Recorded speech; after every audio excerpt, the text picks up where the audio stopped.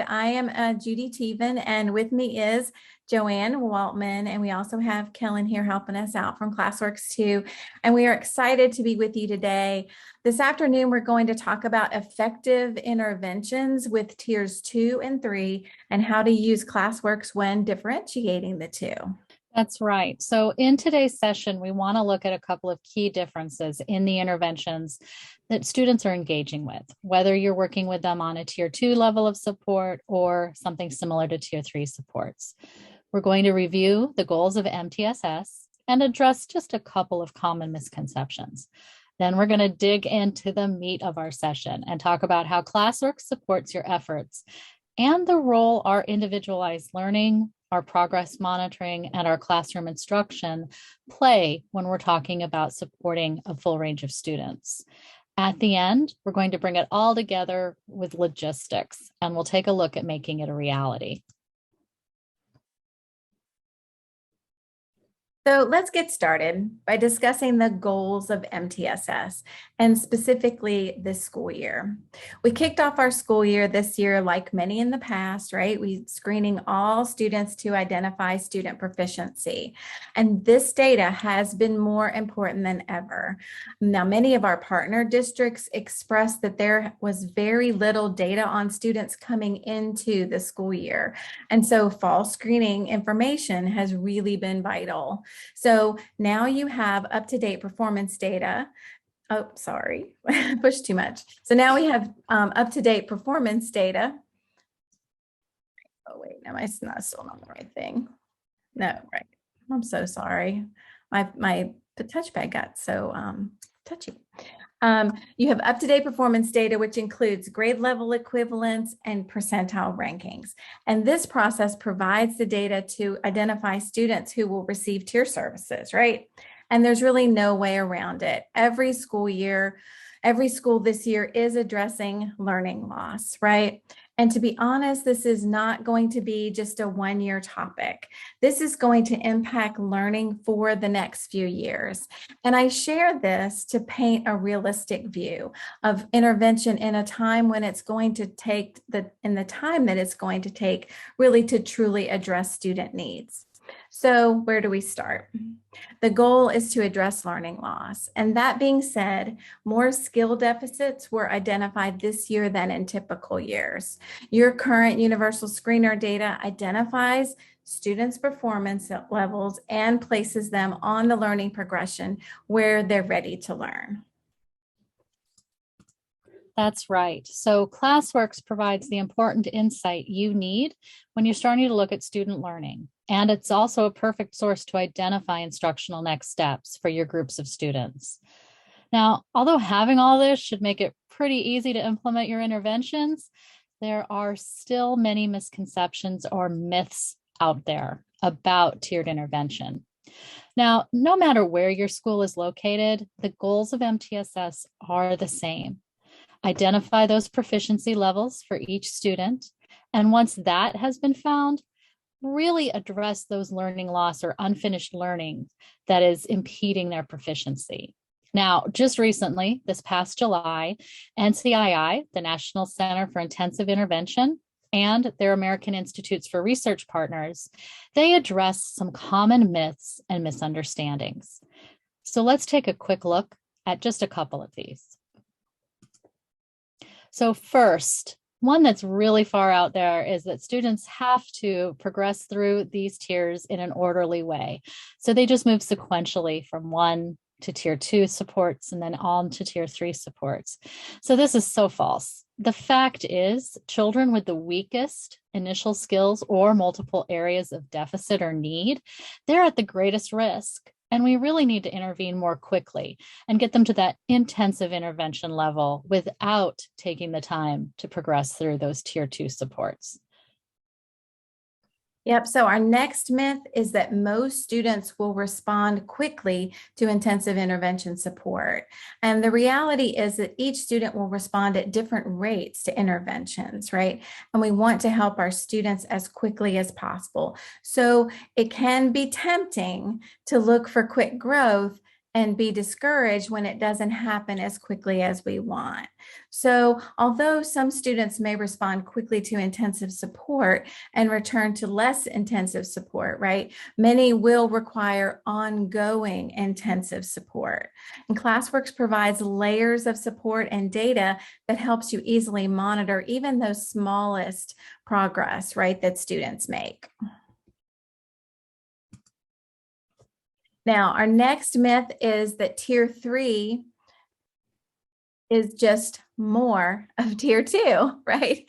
And so the fact here is that tier 2 support for students may occur in small groups and support skills students need foundationally to master grade level content. Tier 3 supports are intensified interventions, and they are truly designed to meet the needs of students for whom the curriculum has not met those needs. Students with intensive needs often require 10 to 30 times more practice than peers to learn new information. That's right. And that's really important to remember. So, how do we meet these goals for tiers 2 and tier 3 and the students that are receiving those supports? So, Classworks individualized learning, it is the cornerstone of your intervention. It provides the exact skills that your students need when they are ready to learn them. Individualized learning plays a role in all 3 tiers of support for students, and yet it plays a different role at each tier. So let's take a look at each one. So starting with tier 1, we focus on prevention and in some cases, remediation. The assessment has identified where a student is ready to learn in each skill area. This could be a review of skills from a previous grade or for one student, and maybe even introduction to new on grade level concepts or above grade level learning for another student. It's important to keep in mind that within tier 1 core instruction, there's a wide range of skill levels within one small group of students. Often those skill levels shift throughout the year, depending on what skill or concept is being taught. When you look at each student's assigned skills within the Classworks learning progression, you can see how the instruction varies from student to student. Individualized learning helps to level the playing field for core instruction, making sure students are ready to tackle new concepts. Additionally, it provides students with opportunities to move on to more challenging skills along the way. That's right, Joanne. So let's look at an example here. Here we see Roland. He is a 3rd grade student and whose ELA screener scores have him on target for his grade level. So let's look at what he has assigned. So if we look at his individualized learning, we see that he has a couple of kindergarten skills and then all the way to 2nd grade skills assigned to him. Again, this is based on the universal screener results. Now, those results revealed a few areas where Roland needed some review in those kindergarten, 1st grade areas, right? And he worked through those before moving on into more challenging grade level concepts. And this is typical for students within tier 1. Individualized learning reflects a few skills needed for review and then moves into grade level content. That's right. So tier 1 support continues to move along with the student. With tier 2 students receiving those types of supports, we offer targeted skill intervention for students working on just a little bit below grade level. Individualized learning skill units continue to follow the instructional design and include mini lessons, practice and application activities, and formative assessments. Important to note that it's at the student's performance level. The objective here is to shore up a student's foundational skills to make sure they are prepared when new concepts are presented in class. Teachers review the student individualized learning and note areas where students are struggling. The Classworks learning progression ensures students gradually build their skill proficiency by organizing those skills in a teachable order. Yep. And as teachers monitor and conference with students, common threads emerge, right? Teachers group students for work in small groups and areas of similar weakness. So Classworks classroom instruction is perfect for this scenario. Diving deeply into a close read using reading passages or working with students to build conceptual understanding in math using problem-solving activities. Tier 2 supports offer review and practice on concepts that students need to be successful in on grade level content. We've seen how individualized learning meets needs at their instructional levels and provides needed practice of those prerequisite skills. Students receiving Tier 2 supports really have no time to waste. It's important to monitor their progress on the intervention, and that's where Classworks progress monitoring comes into play. So Classworks offers two types of CBMs to monitor progress. We recommend that students receiving Tier 2 support are progress monitored utilizing curriculum sampling probes. Now, curriculum sampling probes include items from across an entire grade level. These repeated assessments ensure that students have mastered the selected grade level's curriculum and are ready to tackle new, more complex concepts. So when a teacher activates curriculum sampling probes, they are assigned based on the student's performance level. And this is indicated by assessment, right? By the universal screener results or another assessment partner that you guys might use to determine the grade level at which a student should be monitored. So once activated, a student will receive 12 equated probes that contain questions drawn from all content domains or strands at that selected grade level. The structure of these probes effectively measures the child's overall understanding of core content at this grade level. And by using equated probes, even the smallest change in a student's performance or improvement in each domain is really noticeable. That is so right, Judy. So let's take a look. Student results are automatically scored and graphed, and this is so that teachers can use their time to analyze performance rather than to plot the gains. Results from curriculum sampling probes are scored on the same vertical scale as our Classworks Universal Screener. We do this so that it's easy to track student progress using that same common scale. As students complete their weekly probes, their results are used to automatically inform their intervention. Units will be assigned that meet students where they are ready to learn based on their performance on each weekly probe. This supports students as they move through the learning progression by seamlessly integrating new skills that we notice or their results indicate they need, rather than just waiting at the beginning of the assessment year, the middle, and the end to make those updates. So why does this type of progress monitoring work for students receiving Tier 2 supports? Curriculum sampling identifies the areas that students need support, and oftentimes before a teacher might notice in class. By reviewing the weekly results, teachers can easily track performance trends. Since students are working just below grade level, aggressively locating these areas allows students to grasp concepts before new and more complex concepts are introduced in class. So let's look at an example from Tier 2 supported student. Here we see George's individualized learning.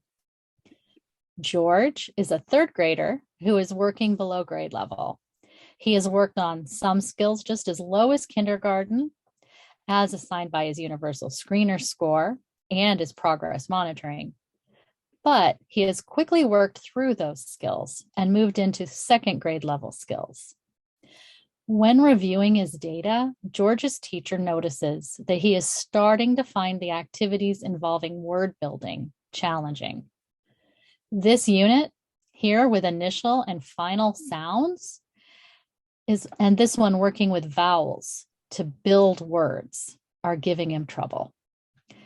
And checking back on his test data, we can see that word analysis is definitely where George needs support. Besides his independent work on his intervention, his teacher then groups George with several other students with similar needs and works with them specifically on word building. Using mastery data from students' Classworks intervention allows the teacher to quickly address student needs and address them. Some students have greater academic needs than others. Tier 3 supports offer these students the intensive intervention and the support they need in order to address skill gaps and rebuild those foundational skills they need to be successful. That's right. So let's move into Tier 3. Tier 3 intensifies intervention. So when we think about the intervention pyramid, it's a visual representation of all instruction and assessment that students receive, right? Students are continuing to work on individualized learning in Tier 1, and then adding more time and additional group time in Tier 2. And then Tier 3 truly intensifies that intervention. And recent research has identified 3 groups of students who need intensive interventions. So first, we think about students with very low academic achievement or frequent behavior problems, or both, right? Students in a tiered intervention system who have not responded to secondary intervention programs delivered with fidelity. And students with disabilities who are not making adequate progress in their current instructional program. So when we look more closely at what intensive intervention is, we can see how this definition meets the needs of both students with disabilities and the students who haven't been identified for special education. Intensive interventions meet all 3 of these expectations. They should be individualized based on student needs. Instruction contains different content and pedagogy than the core curriculum, and it should be composed of more frequent and precise progress monitoring. So, how is this accomplished? Individualized learning is ramped up with additional time and staff monitoring and targeted instruction and assessment. Students receiving Tier 3 support often are pulled out for an additional intervention time and maybe attend attention from a specific interventionist, even optimally working in a smaller group and possibly even one-on-one. And this additional time spent weekly working independently and with frequent teacher conferencing is enhanced when the intervention is customized. Now, progress monitoring results, which we're going to dive into next, targets and intensifies intervention, but teachers may also want to create skill-specific assignments using Classworks custom instruction to focus student efforts in a specific area before moving along in the Classworks learning progression. So, progress monitoring with skills-based probes also, again, intensifies that intervention. So we recommend that students receiving Tier 3 student support utilize skills-based probes that target their specific domain or strand-related achievement target. So this is when a teacher activates skills-based probes.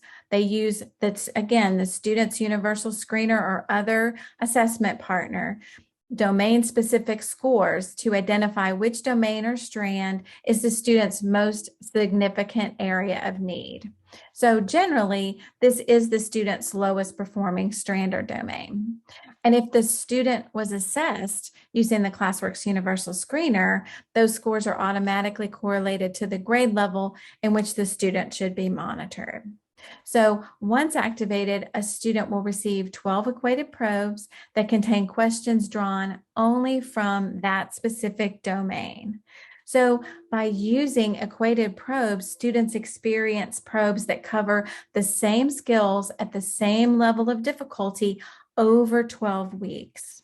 And this type of progress monitoring is appropriate when domain-specific monitoring is preferred or it's necessary component of a child's IEP or their specific MTSS academic plan.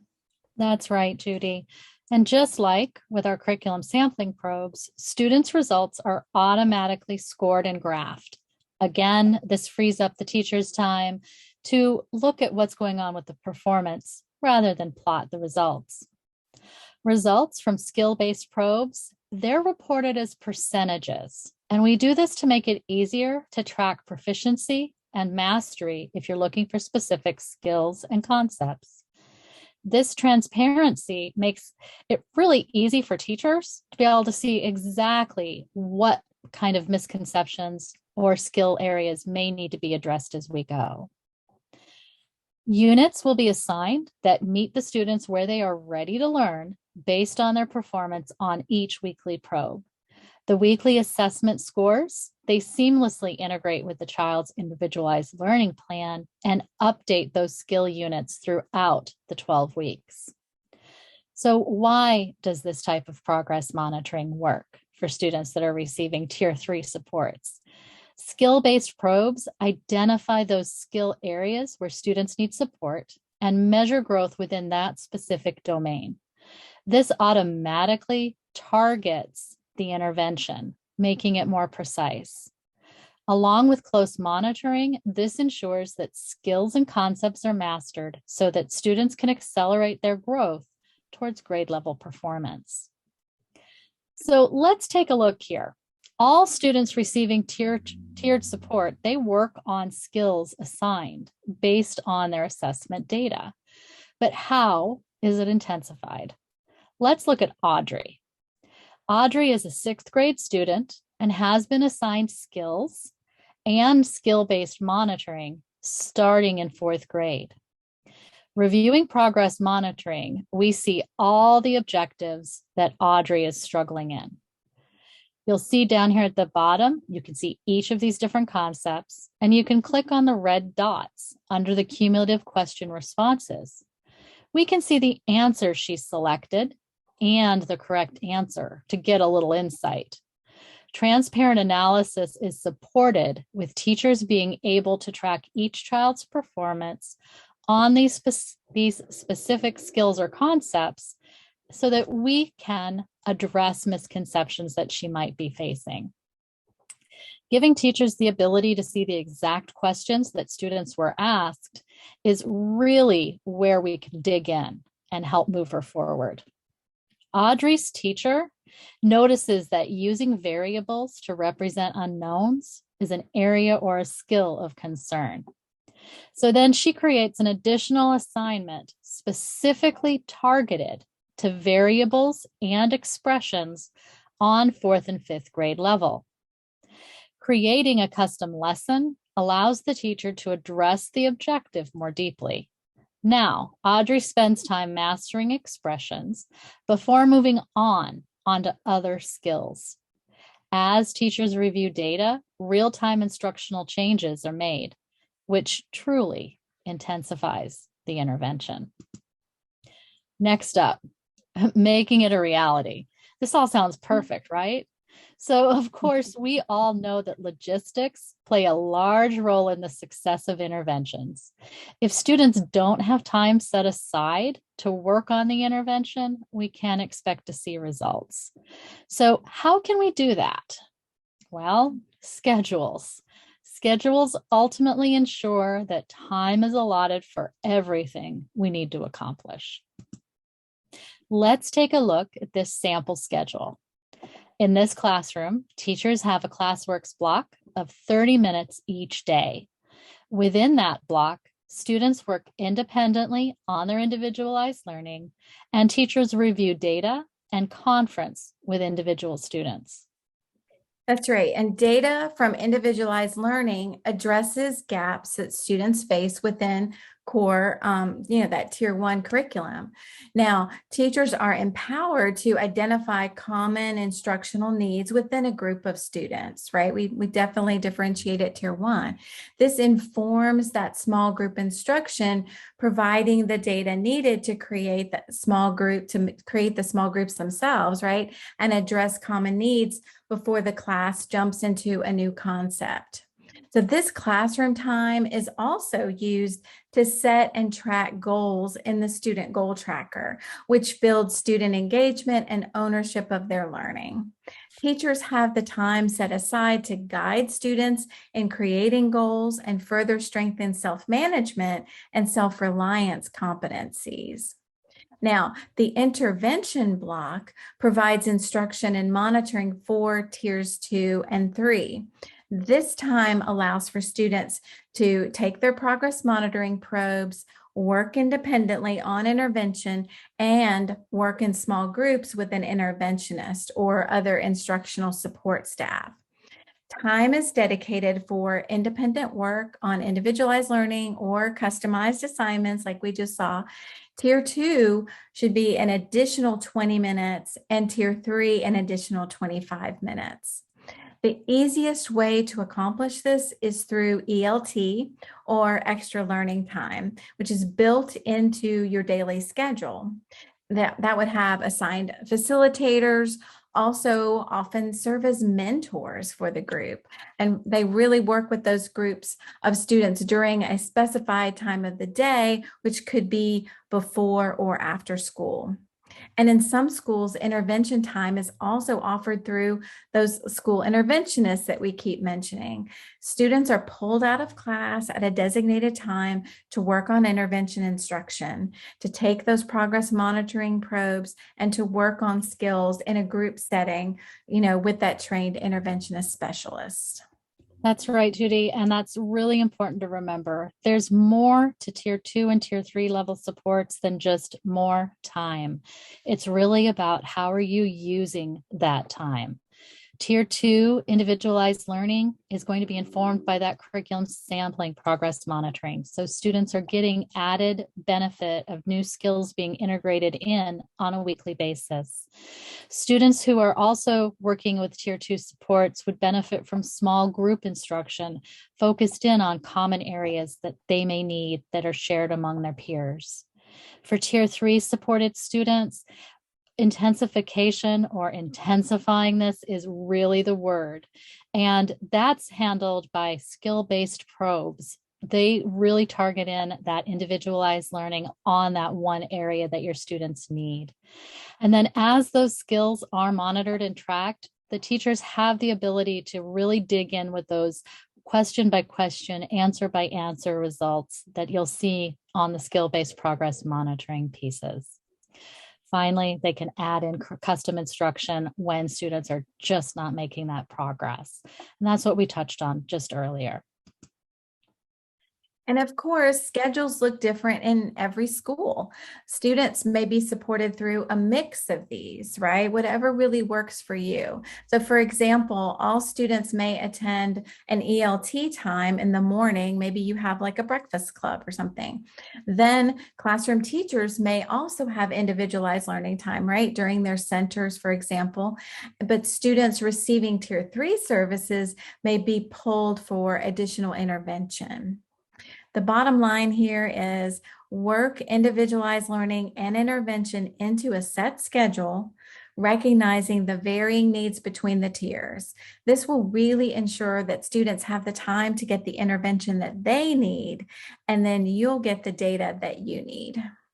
That is right. They're both important. So let's recap quickly. Today, we walked through how tiered support looks at each level and how intervention is intensified to accelerate student growth towards that grade level. We talked about the goals of MTSS. We addressed some common MTSS misconceptions, and then we really dug into the effective implementation of Classworks components to support tier 2 and tier 3 services, supports, or efforts that are in place in your building. Finally, we really touched upon how do we make this a reality? Now, we know that MTSS can be one of the most challenging initiatives that a school faces. So we wanted to show you exactly how to work with the data at each tier to ease that process. Of course, today was really just a taste of how to interact deeply with Classworks data. So if you want to schedule some time with our CNI team, please reach out and your curriculum and instruction specialist would be glad to schedule that with you. And again, thank you so much for joining us today. We hope that you were able to gain some insight into the intervention differences between tiers 2 and 3, and honestly, more importantly, how Classworks can help simplify your process and serve the needs of your students. Thank you again for being with us. And I do think that I saw a couple of questions come through. So we'll have time. We have a minute to take those. We had a couple of questions that came in. So the first one, how do we handle shifting the types of progress monitoring? That feels kind of tricky. Sure, I'll take this one.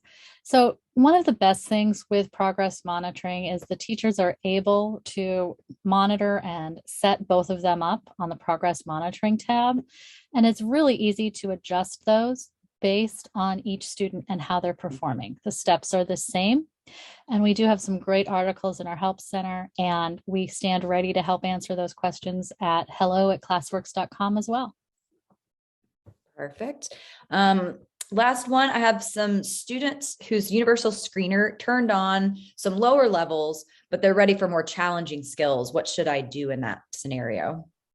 Ooh, that's a great question. So when we look at where we are in the school year, we're in November, right? So these students' universal screener scores, whether it's from a partner assessment or our screener, a lot of them are from August. Okay, and so if you've been progress monitoring students and they're moving up a level, then you connect back to the individualized learning. And if their universal screener score has some kindergarten or first grade, and the kids are like, I'm ready for something a little more challenging, you can certainly turn those off. So I know you just want to keep an eye on that. We definitely don't want them working on that, but because that score, until we get a new universal screener score, feel free to just turn those off, and make sure that you want students' intervention to be at a challenging level. We definitely don't want them to be spinning their wheels in content that's lower for them just because of a universal screener score from August, right?